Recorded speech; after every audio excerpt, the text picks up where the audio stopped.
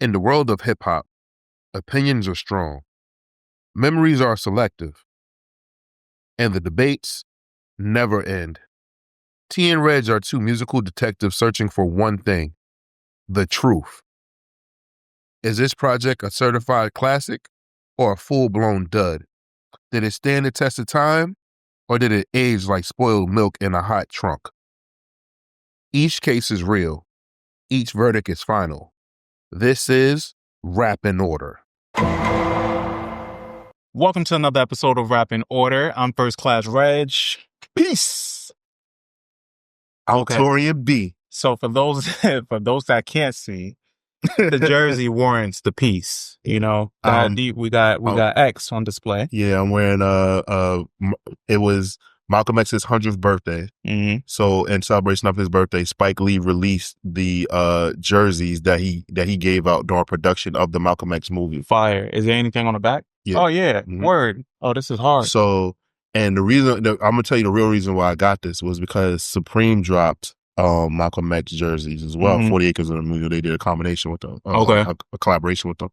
And I was so mad because I went to the store physically because I just so happened to be off that day. So me and Mav packed them up, took them down there, and I got there and the guy was like, yo, I sold my last extra large. Shit. And then like I looked on like, you know, the resale sites and stuff. I was like, yo, this is too much. I was just pissed off. I was like, yo, this jersey shouldn't I was so upset. Mm-hmm. And then Spike Lee announces on 40 Acres and a Mule. So like, yeah, like I fucking was like, great. Yeah. And it's a reasonable price. And I actually kind of like it better.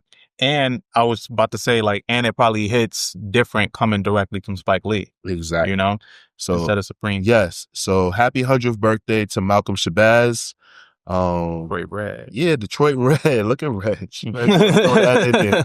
But yeah, you know, I was excited to get this one off. And I've been had the 40 Acres and a Mule hat because I bought Jungle Fever autographed. I bought a copy of Oh, dope. Okay. Autographed. All right, cool. Okay. Yeah, man. Well, shit. Speaking of Spike, you know, the Knicks did what they did in the Eastern Conference Finals. I'm still proud of them no matter how it turned out. You know, I was rooting for them since they got Detroit up out of there. But they played a good game. Indiana right now, I think, is surprising people with how they're playing against OKC. Yeah. Because this episode comes out in 2 weeks, so we're recording the night of Game 2. Yep. Of the NBA Finals right now. Mm-hmm. I think OKC is going to win tonight. If OKC loses tonight, I'm gonna feel like that would be up. Pretty shocking. Yeah, if they lose tonight. But Rick Carlisle is a really, really good coach. Carlisle was very dedicated to bring the ring to Indiana. Yeah, I think that's bad. That's a basketball town. Mm-hmm. So yeah, it would be. I'll be honest with you. I'm gonna keep it a stat. Like you know, I'm sorry. I hope this is not blasphemous to Knicks fans, but it would be cool to see Indiana, like a team that's never experienced a championship, get a championship. That would be cool. They haven't made it this far since what, 2000? I want to say the Pacers. When the Lakers, we whipped that ass. Yeah, 2000. Yeah, so we sent them the fuck. It would be cool, but I don't know, man. I just can't root for them, even though you know that's North. I mean, that's Midwest. Yeah. I would love to see OKC take that. I think it's inevitable for SGA though to that team is really good. Yeah, I think so too. I think the team is really good. Yeah. Actually, I'm glad that you're in the NBA realm right now. So did you see the recent news that the All-Star game now will be the American NBA All-Stars versus the world? I saw that. That's fire. Yeah. So I don't know if you saw it in the group chat. Like in my mind, I'm like, yo, like the world's gonna kill the NBA, and then everybody was like, what? Like, yeah, they starters is gonna be good, but what they bench looking like? And I was thinking about it, like, oh, like I didn't like think about it all the way through. Yeah, like the NBA still is gonna have a strong ass bench. I'm glad that they revived it a bit because I was in and out of the last shit. You know, it just wasn't that good. Right, yeah, like the concept that they tried to come up with, it just wasn't working. Yeah. You have to get something where the players are going to be competitive so it's more entertaining to watch. Absolutely. Versus where they just going through it. I actually feel lucky, like, because like our era, like I feel like that's like when it started dwindling down, but like we saw some of like the best, most competitive All-Star games ever. Oh, for sure. For Like, sure. so I feel like we're like very like lucky in that sense. Yeah. I remember Iverson's first year as an all-star. Oh and yeah, how great that was and how fun that was. And you remember they had them mic'd up and he was like mad grateful, like, yo, I promise. He went to Vince Carter, like, I promise my son I'll throw you an alley-oop. Like, I thought that was so cool. That's fire. Cause man, I'm like, motherfucker, you Allen Iverson. Your son asked, like, how dare your son? Yeah. Like, that was cool to me. That was really that cool. was cool. And happy 50th to AI. Yeah, I saw that. Like him, he can't. Bubba Chuck can't help himself. Like he's just a hood dude. He's a hood dude, humble dude. Yeah, like super humble. Bubba Chuck. You could tell he's seen some shit. So okay. So next thing that I wanted to discuss, right? Tiana Taylor drops this trailer, and after she told us she was retired from music and she was not gonna make music anymore, she has gotten the itch back, and it's kind of a perfect storm because she's going through a public breakup. Yeah, divorce. What better way to give us some R&B, some good R&B? Yeah, man. Why not, right? Hey, man. Yeah. Don't nothing sell that heartbreak. The song, she actually dropped the song and she dropped the full video. I like the creative direction of the video a lot. She's always going to give you a good video. The song, I'm not really that crazy about. I'm going to have to sit with it for a bit. But then also it's probably one of those things that's going to sound better on the album. And then also she got her new love interest in the video. Right. Aaron Pierre. Yeah. Man. Can't look him in the eyes. And then he got Lakeith Stanfield. Lakeith, who is like a video guy at this point now because he's always in somebody's video. He was the main character for one of SZA's videos recently. I wonder, you think, like, okay, did I imagine this? When we went to LA that first time, look, did we not bump into Lakeith? Yeah, we did. Okay, I didn't imagine that. Yeah, okay. Felix and I spoke to him because it was around the first season of Atlanta rapping, and we were like, "Yo," I think because his name is Darius in it, right? And it was like, "Yo, like, what's up?" We didn't want to call him Darius, but it was like, "Yo, we love what you're doing or whatever," and on Atlanta, and he was like, "Thank you," and then he was like, he was looking at us. He had a sailor hat on, and he was like, "My butt hurts," and just walked away. That was literally it. That was the interaction. We was like, "What? That's some shit Darius would say." Just super random. And he just walked away. Okay. Maybe that's why I refuse to remember it. And always, and like it was a fever dream. It was an interesting day. And then after that, we went to Waffle House, I think, right? Was it Waffle House or what? No, or was it Roscoe's? Roscoe's. Went to Roscoe's right after that. Right. Yeah. So I'm intrigued to see this because, you know, she's been getting into her directorial bag. So I want to see if she's going to make this like a living album. She is. It's a visual album. It's a visual album. So I want to, like, you know, she's really been playing around with the camera work and everything like that. So I want to see like what she delivers and what she brings to the table with that. I definitely know that the dance sequences are going to be incredible. And also, this is getting us closer to me rehashing my argument that Tiana Taylor is a better dancer than Janet Jackson. All right. She's not. I don't think she is. I think Tiana Taylor is a student, and she studies. She's been studying from the past. You talking about? Okay, so are you saying prime Tiana and prime Janet? What I'm saying that yes, prime Tiana, prime Janet. Janet Jackson basically gets choreographed. Like people tell, like she has to go to rehearsal late. She has to dance. Tiana Taylor can wake up out of bed and out dance anybody. I don't think so. Tiana Taylor is great though. She is. Yes. What do you mean you don't think so? Like you have friends that you have. One of your best friends is like one of the most, like one of the pioneers. She used to get light with them. No, but what I'm trying to explain to you is just that, like, bro, like Tiana can dance. Like, yeah. Like, what is like Janet? Like, I've never like Janet Jackson. Everything is choreographed. 1, 2, 4. Like practice. Yeah. So that means that's still skill. It's skill, but that means that she has the ability to learn really well and execute. Like, and she's the front woman for doing that. But what I'm saying is that like Tiana Taylor, if somebody said, "Yo, this is Save the Last Dance," where a black girl fall in love with a white dude, and they have to do a scene where Tiana does a dance audition to get into Juilliard. Tiana's gonna go in that shit and body it and like just come up with a dance routine. Janet is gonna have to like before that rehearse, practice, get with She's a whoever's the perfectionist. best. So you're saying she's a perfectionist? No, I'm saying that a dance choreographer is going to have to teach her a routine. I don't know. I don't think Janet is limited to that. I think from what we've seen, For it takes all I it know takes is skill. that Okay, so for example, Pleasure Principle is freestyle for the most part. The Okay. dancing and Pleasure Principle. I don't believe that. Why? Why? It looks like freestyle. I think she practiced. I think I it's mean, I'm pretty choreographed. sure she did. I'm pretty sure she freestyled in practice. But I don't think the moves was executed that way in practice. Well, I thought she was going to come around and seeing it the right way, but nah, man. Tiana Taylor is one of the best dancers I've ever seen in my life, bro. Are you talking about because of Fade? No, I'm talking about because like I've been seeing this girl dance since she was like 9 years old. Oh yeah, we've all seen that, but she. No, I'm not even talking I about wouldn't Faye. say I'm just saying. I don't think that Janet can do what Tiana is capable of doing, but I think Tiana can do everything that Janet can do. Nah. I'm not talking about I'm not talking about songs. I'm not talking about star power. Definitely not. I am talking about what the feet can do, what them pretty toes can do. I think Janet can dance circles around Tiana Taylor in their prime. Wow, man, you really stand strong with that. Yeah, in their prime. Absolutely. You know what? I'm evolving as a person.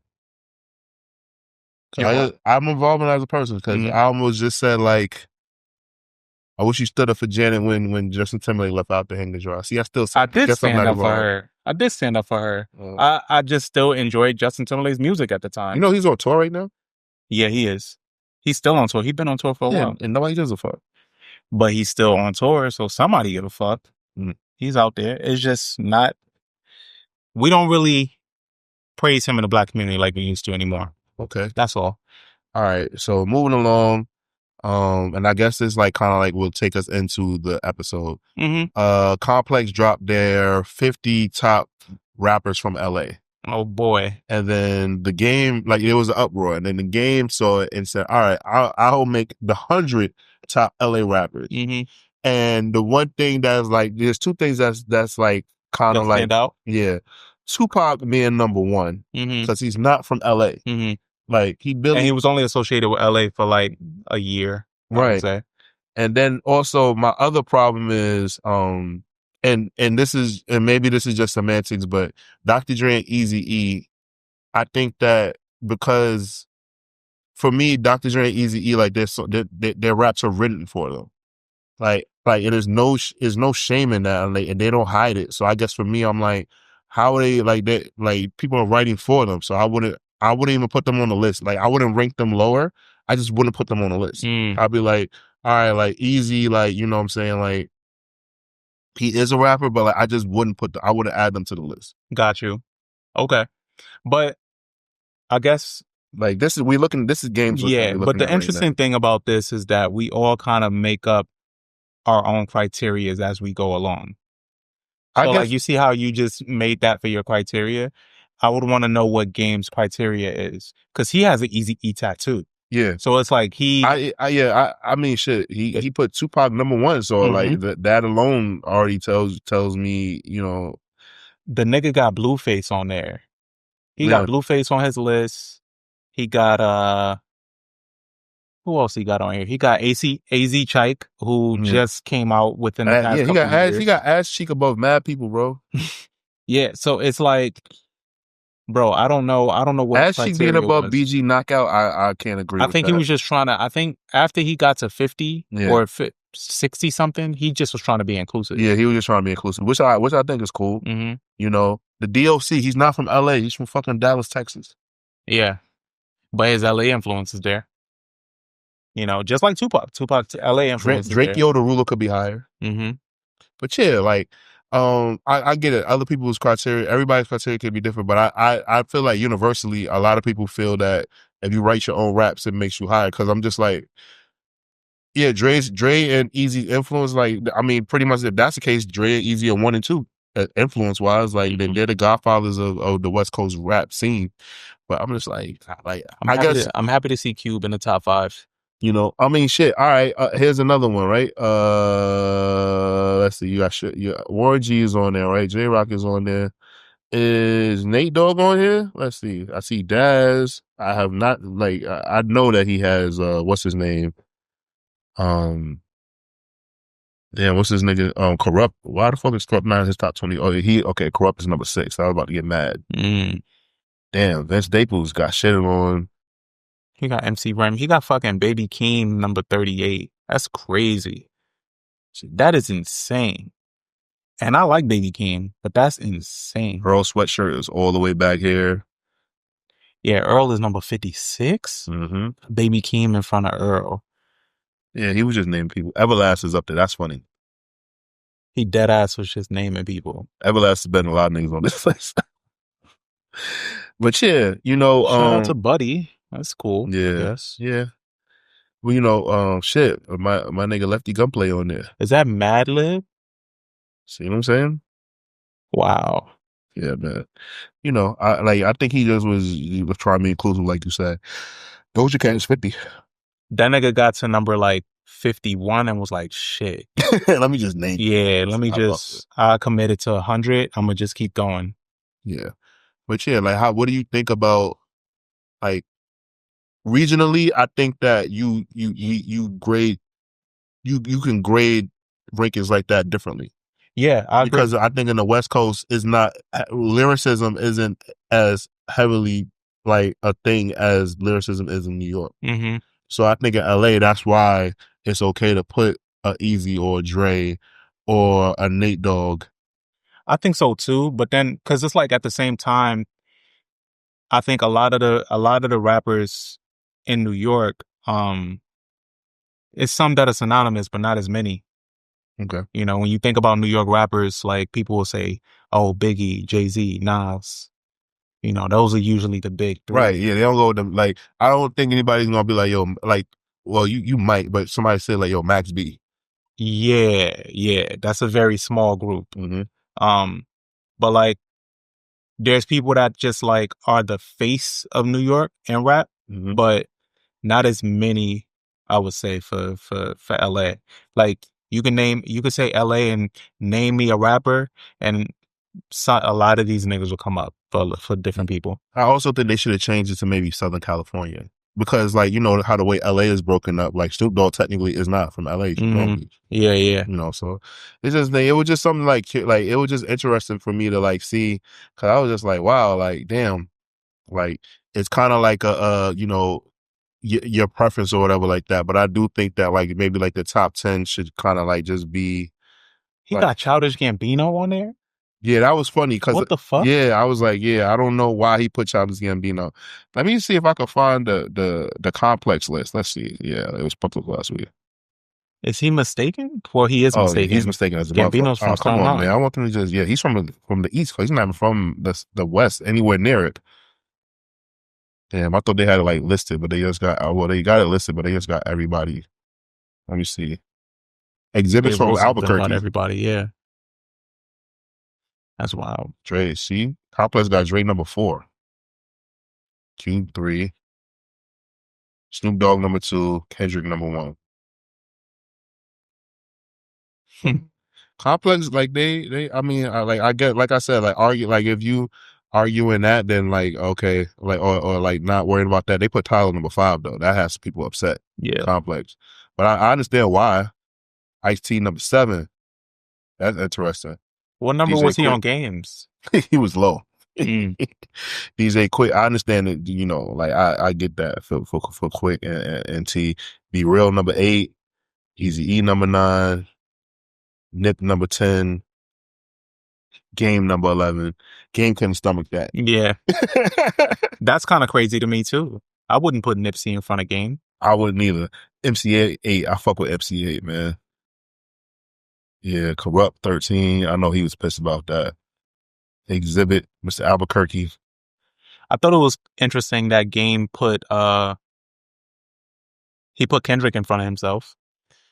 That's good. Mm-hmm. Actually, when we get into the episode, I actually have a question to pose for you. Okay. When we get into the episode. Actually, let's get started. Yeah, let's do it. Let's get into the episode now. So, coming off the hills of that list, we're actually getting into The Doctor's Advocate, which is Game's second studio album.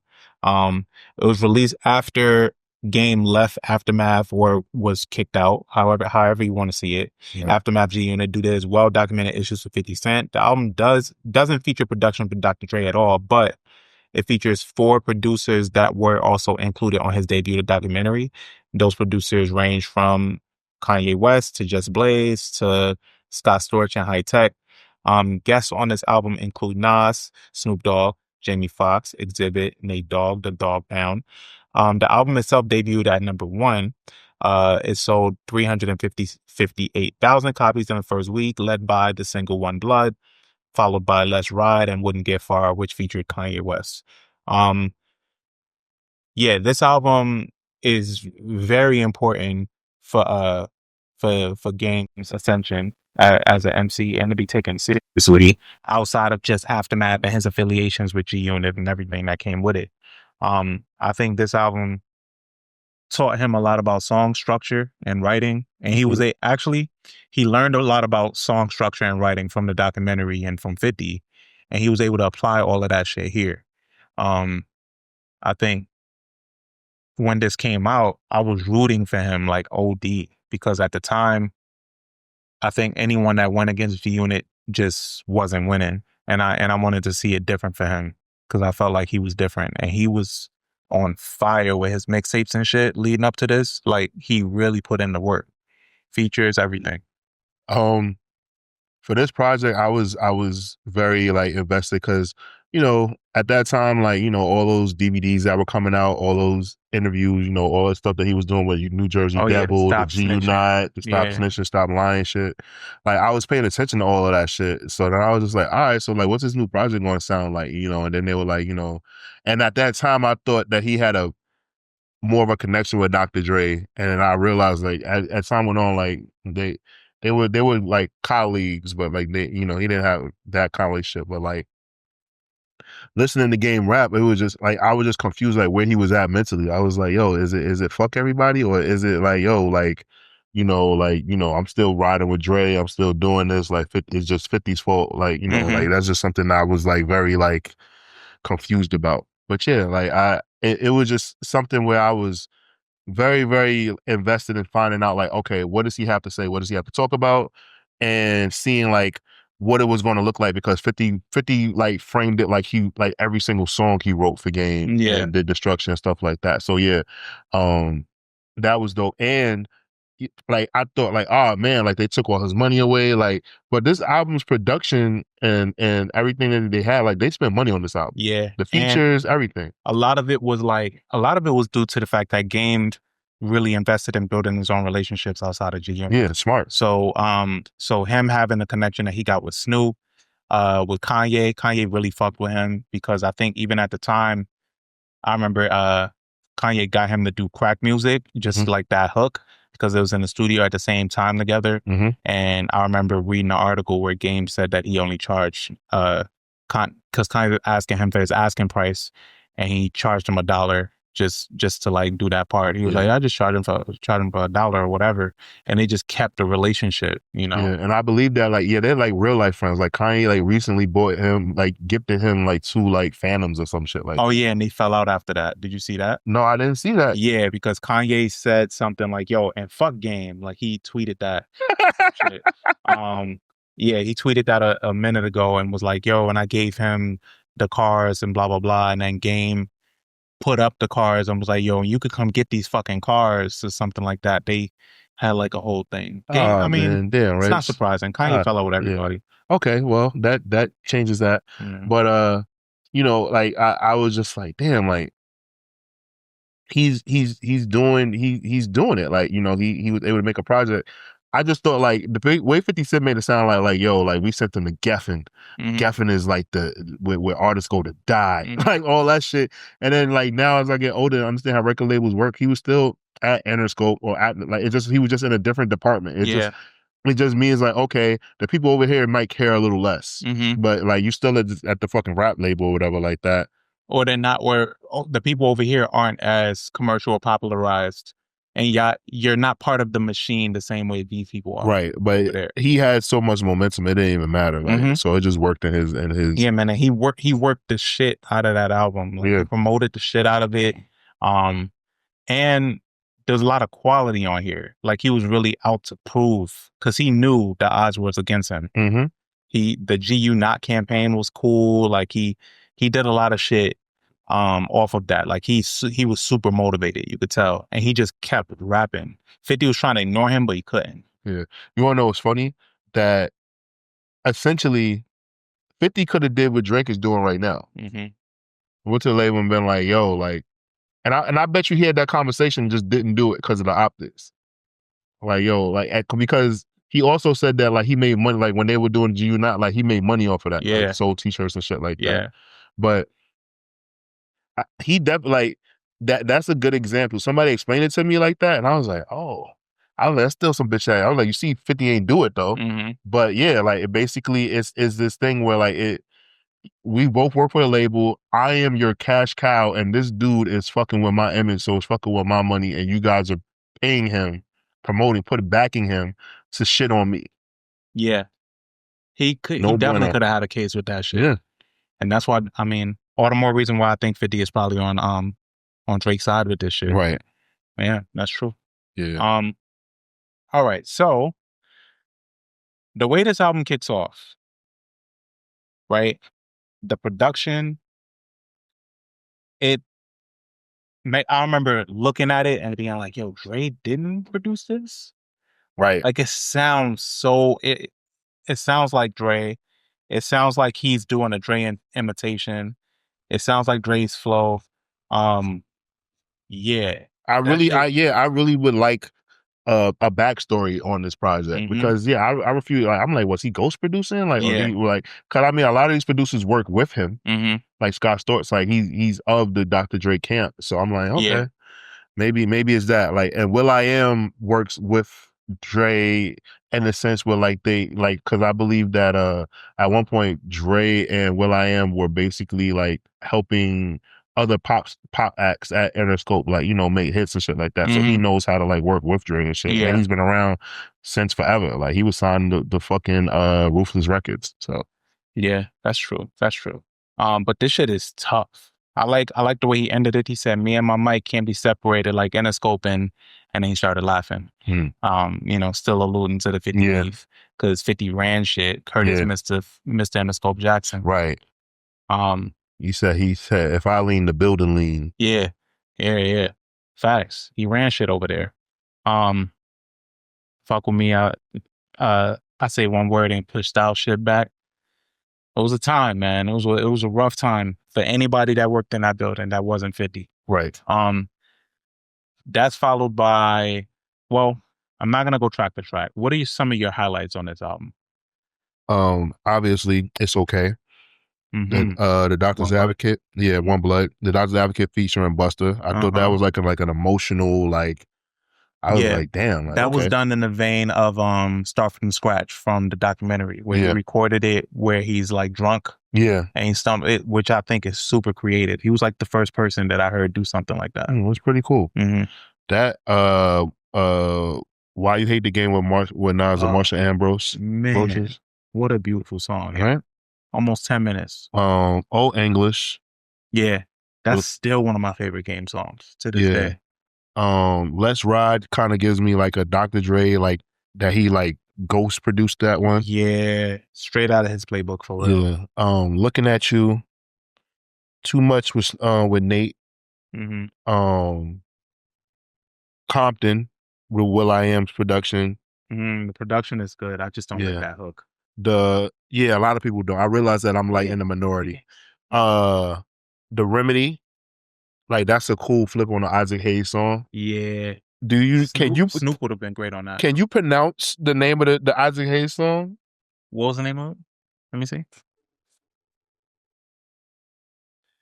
Oh, hyperbolic it's just different words altogether. Hyperbolic syllabic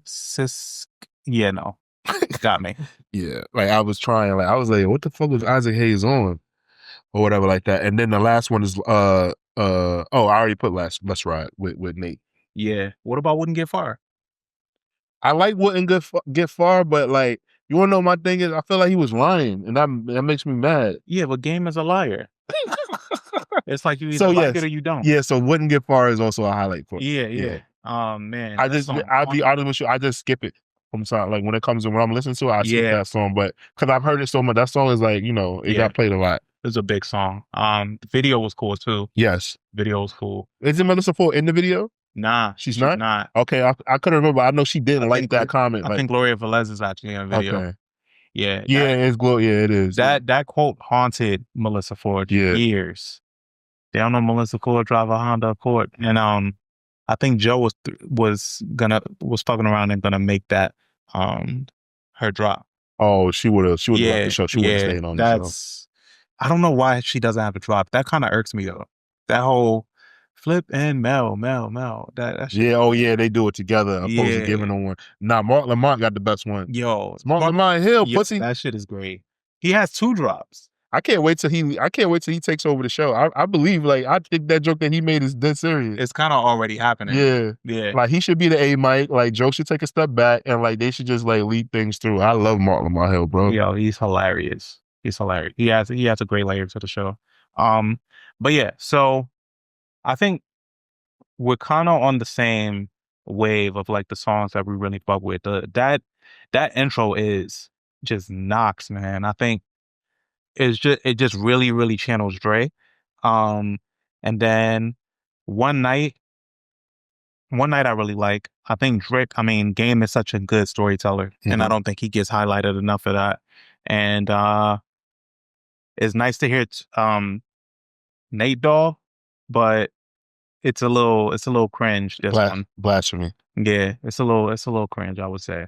But a highlight for me, like I said, Old English is still one of my favorite Game songs. Period. Okay. The production on this is great. I believe it's done by High Tech.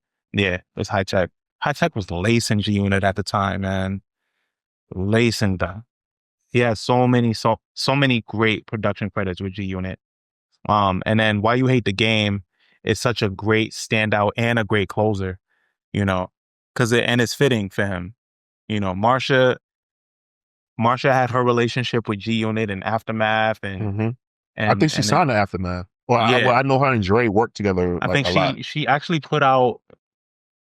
I want to say she put out an album. Yeah, she did recently. I think it's called Casablanca.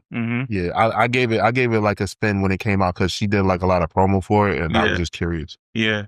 One of the most annoying songs on here is "Scream on Him." So oh my God, bro, I hate that. Like that's definitely on there for me hating it, and it's Swish's fault. Yeah, Swish just be doing too much. I don't know what he was going through during this period of time, bro. Like he just felt like being really loud and like having like a lot of energy and shit. Yeah. The one man band, man, I think. Yeah, that was around that time. Yeah, bro. Man. One man band my ass. Yeah. Swish was wilding. But yeah, it's okay. One Blood, Junior Reed. The remix had 25 people on it. Insane. Yeah. Game was so relentless, man. Thinking back on that time, it was like, damn, yo, he had energy and smoke for everybody, but he also was friends with everybody. Game just throws me off, bro. He just like an imposing person. The man is 6'6", like he's built like a Greek god. Like he's fucking like, you know what I'm saying? On top of that, like he could probably take your girl. He can fight. Like it's all these things about him, and it's just like, yo, this is too much. Oh, and then One Blood, we didn't talk about the quote unquote controversy when it came out because they thought that it was a sneak diss towards Hov when it came out. Remember that? Okay, yeah. 38 and you still rapping? Yeah. They thought that was toward Hov. It wasn't? Well, he said that it wasn't, but you know, just like how he said, like I don't wear button-up shirts and drive Maybachs, saying he's talking about Ja Rule. Get the fuck out of here. Yeah. Since when was a fucking button-up shirt and a Maybach synonymous with Ja Rule? Come on, bro. Yeah. Yeah, like and that's when Hov came back. He said, "Quit playing them childish games. Like you playing the game you ain't gonna win." Like that whole Yeah. flow that he did on High Man. 97. That was great. That was when Man, he that was came back. He good. came back from his vacation. Yeah. That was great. Yeah, that was good. Yeah, man, good times. I think that was right before Kingdom Come. Yep. That was before like everything got fucked up. Yeah. Let me see what else is on here. Yeah, Scott Storch. Scott Storch did his thing on this album. Oh, you pointed out Doctor's Advocate, the song, and Busta. I really like what Busta adds to this because he plays like the. It's so funny that Busta's playing the level-headed friend on this song. Right? Yeah, because he's not. He's not level-headed. There's nothing level-headed. Nothing level-headed about Busta, and he's a fucking raging lunatic. Yeah. I strongly feel that. I miss and I do miss when his voice sounded like this. Yeah. Like he doesn't sound like this at all. Like his voice, he sounds insane. Yeah, watching Busta Rhymes change, bro. Like over time, it's just like, what the fuck happened? Like, who are you? Like, what are you doing? Yeah, I don't know. Busta, I would say Busta and Cam and 50, like when they rap, their voices are so different now. It doesn't sound the same. I don't like it. Yeah, me neither. I don't like it either. I don't like it one bit. Anything else that on here that you I hate? Let's Ride, obviously Scream on them, California Vacation, and Bang. Okay. Actually, yeah. Yeah. Same. Same. Okay. But I think overall what this album does really well is prove that he can write hooks, that his flow is intact, and I think those are the main two things because 50 was taking credit for those things. But I think he learned those things from 50 for this album. And that's what makes it stand out. And I for one feel like it's his most important release for that reason. Okay, I proved that he could stand on his own. I can understand that, but I want to talk about the state of hip hop that year. So 2006, Gina's dominance is fading. They started to show cracks. Who? G-Unit. Their dominance is fading. The Dipset and Southern hip hop were running mixtape culture in clubs, like they were on the rise, right? Kanye was evolving. Graduation was coming. Yep. Lil Wayne was on an unstoppable mixtape run. The Dedication 2 was about to drop like in like months. And then Snap Music and the ringtone era were huge. D4L, Franchise Boys, Soulja Boy were like, like this was the state of hip hop at this time. Like this is like where we were going, and like it's just like, it's pretty cool like to like see that and like think about it, because also the albums that dropped that year, T.I.'s King, Rick Ross's Port of Miami, Eclipse Hell Have No Fury, Nas's Hip Hop Is Dead, Lupe Fiasco's Food and Liquor, Jay-Z's Kingdom Come, Jeezy's Thug Motivation 102. Okay. So we have those projects. So like and then also like, I mean, these aren't a big deal, but like I listen to the albums a lot in this year. The Young Guns and Memphis Bleach projects. Was it 534? I think so. Or was it or was it Made? The one with Round Hill. It had to be Made. Yeah, Made. It had to be Round Hill on it. Yeah. So like, yeah, like I was just like, yo, like I was really, really tapped into music, like to the point where like every Tuesday I was buying new projects and stuff like that. So, oh no, it wasn't Made. It wasn't Made. 534. Yeah. Yeah. 534 was on 5. Okay. Yeah. So yeah, like that was just something that was like really really stood out to me with those projects that came out, because like I said, like, and then I can even go further. Singles that were out: Young Dro, Shoulder Lean, Chamillionaire's Riding, best songs ever made. T.I.'s What You Know, Ludacris and Pharrell's Moneymaker, Rick Ross Hustling, T-Pain I'm in Love with a Stripper. Like, music was in a weird place, man. It was everywhere. It was a lot of shit. We have variety. Yeah. Shoulder Lean is still one of the best songs ever. One of the best songs ever. One of the best songs ever. One of these days, I want to like use I want to do a promo where we talk about rappers that use colors the best. Oh, Dro, man, Dro.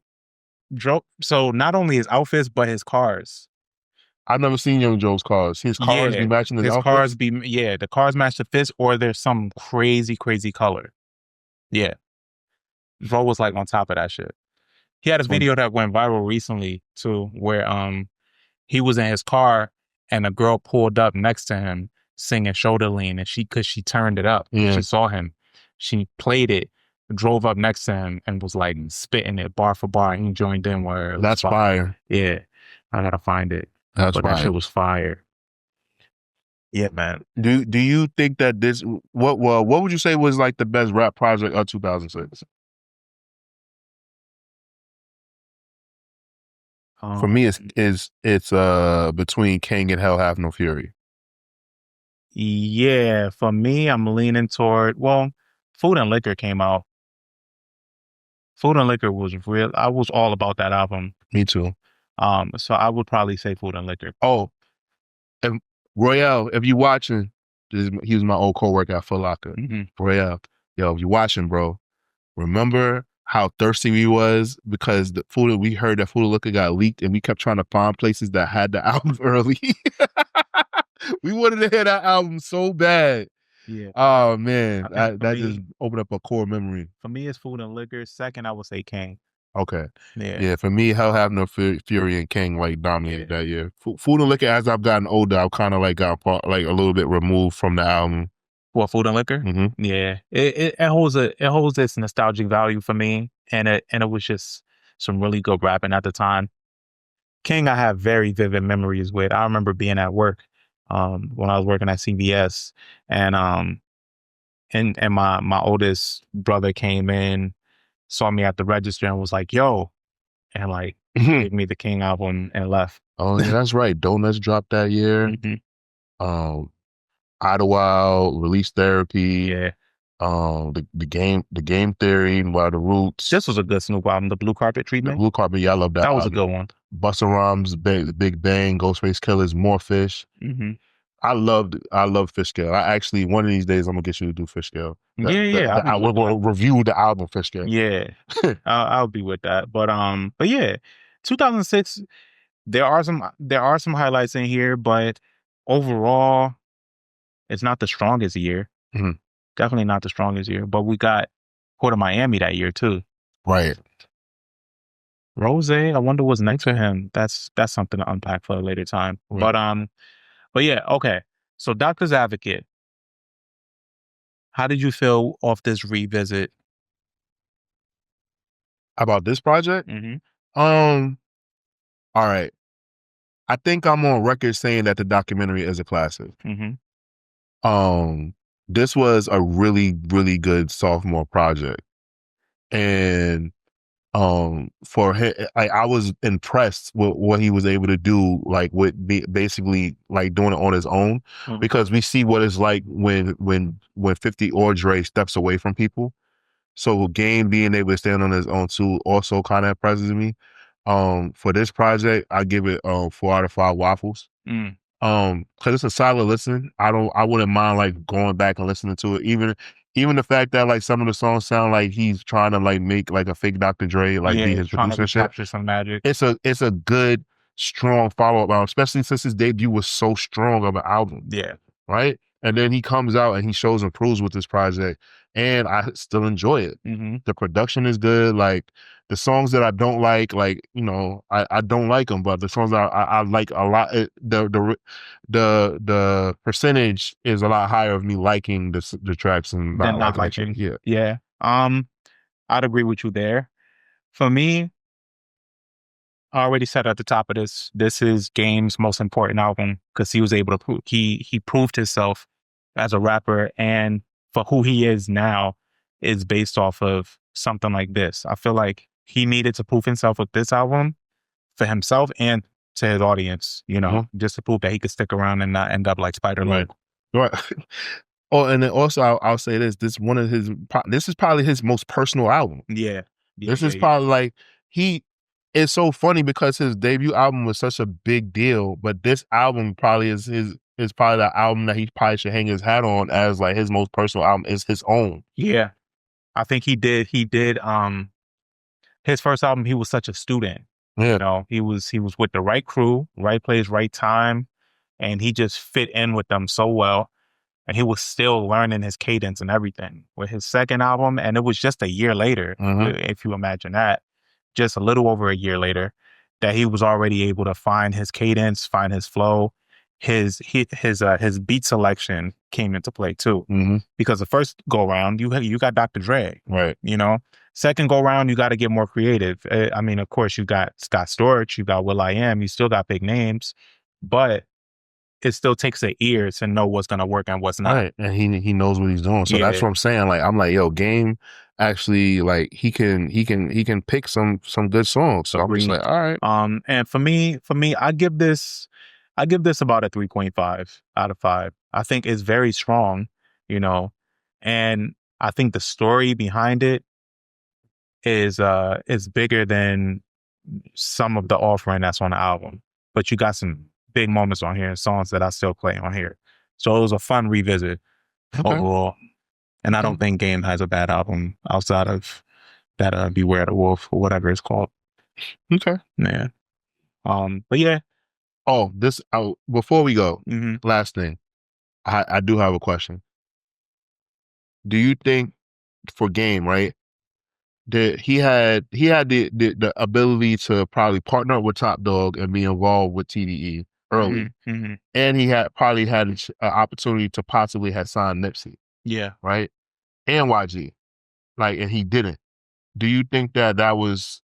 I think it's obvious, like that was a misstep on his part, like something that he could have like capitalized on, because you got to think at the time he came out, the West Coast was kind of quiet. Right. He comes out and he becomes the face of the West Coast. And I think that he could have like built his own empire. Like he had Black Wall Street and he was doing things, but like he was like fucking with like his guys. But I think that like he had a missed opportunity and not trying to like get involved in a situation with somebody, with one of those artists. Like it could have been like on some shit like with how Wayne did with Drake and Nicki. I really, and like, he had a close relationship with the TDE guys and stuff like that. So do you think like that was like a huge missed opportunity on his part? Yeah, I think, like you said, it goes without saying. It was a missed opportunity, but I think ultimately he proved himself on his own. Because who's to say he wouldn't have got lost in the shuffle in another crew or? Well, no, I'm not joining him. I'm talking about like signing him and like making him his artist. Yeah. So it's kind of like how Fat Joe talks about all the time, how he missed the opportunity to sign Eminem and some shit. Remember that shit? He still signed Pun though, so it worked out. Yeah. I could understand why he didn't like. That's not a fat Puerto Rican from the Bronx that beats people up and like threatens people's lives is not going to see the vision of a white guy from Detroit that loves rap. Like and that hangs out with Lyricist Lounge and yeah. I could understand. I can give Fat Joe a pass and be like, yeah, like nobody saw that. Yeah, I think Marshall Mathers. Well, maybe that's the only thing that's kind of missing from Game's legacy, and the fact that people don't take him serious. A successful imprint. It's just crazy because he was involved with all of them. I forgot. It's something that he did for Odd Future as well. I don't know what it is. He did something like where like he gave them an opportunity, but he definitely gave he had J-Rock on tour with him. He had Kendrick on tour with him. When Nipsey first came out, like Nipsey was giving him his music and shit like that. He was fucking with that music. So that's why I'm wondering, like, damn, like why, like, and he had Black Wall Street. So I'm he had a label. So I'm like, why wasn't things like working out? And that's just like my brain just being over analytical or whatever like that. But I see what you're saying though. But I now come to think of it though, I think that's the one missing piece for him. Right. A successful like label or crew, or like just having one artist that he fucks with. But, yeah. Okay. To capitalize off of. I just wanted to just cap off with that one. Okay. All right. Well, if you haven't revisited this album, we all know that as a viewer, listener, that you're probably already familiar with Game and his discography in some way.